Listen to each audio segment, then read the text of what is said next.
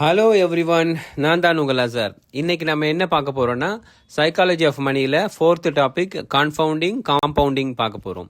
So இதில் author என்ன சொல்ல வர்றாருன்னா, இந்த காம்பவுண்டிங்கோட பெனிஃபிட்ஸை பற்றி சொல்ல வர்றாரு. அதுக்கு எடுத்துக்காட்டாக பார்த்தீங்கன்னா வாரன் பஃபேயோட டெக்னிக்கலை பற்றி சொல்ல வர்றாரு.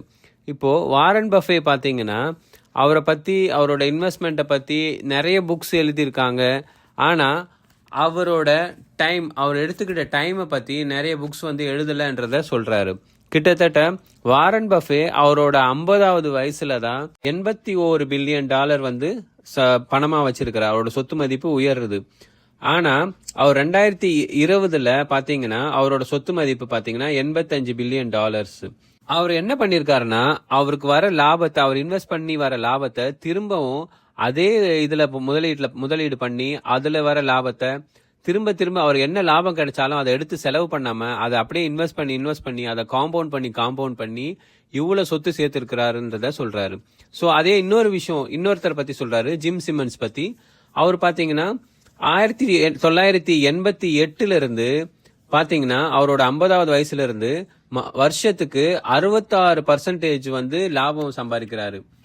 ஆனா வாரன் பஃபே வெறும் 22% தான் வருஷத்துக்கு லாபம் சம்பாதிக்கிறாரு. இவங்க ரெண்டு பேரோட கம்பேரிசன் பாத்தீங்கன்னா 75% கேப்.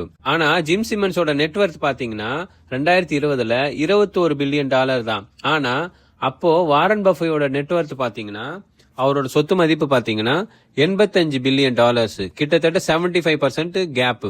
இதுல என்ன சொல்ல வராரு ஆத்தர்னா, இப்போ உங்களுக்கு என்னதான் திறமை இருந்தாலும் மற்ற விஷயத்துல அறிவு இருந்தாலும் உங்களுக்கு டைம்னு ஒண்ணு இருக்கணும். அந்த டைம் கிடைச்சதுன்னா உங்களால அதிக பணத்தை சேமிக்க முடியும் அப்படின்னு சொல்றாரு. இந்த விஷயத்த வச்சுதான் அவர் இந்த காம்பவுண்டிங் இன்ட்ரெஸ்ட், இந்த காம்பவுண்டிங் மெத்தட எக்ஸ்பிளைன் பண்றாரு. ஸோ உங்களோட சேவிங்ஸ் எவ்வளவு சீக்கிரமா ஆரம்பிக்கிறீங்களோ அவ்வளவு சீக்கிரம் அவ்வளோ உங்களுக்கு பெனிஃபிட்ஸை கொடுக்கும்ன்றத அவர் சொல்றாரு. மறக்காம என்னோட பேஜை லைக் பண்ணுங்க, சப்ஸ்கிரைப் பண்ணுங்க, உங்க ஃப்ரெண்ட்ஸுக்கு ஷேர் பண்ணுங்க. ரொம்ப நன்றி.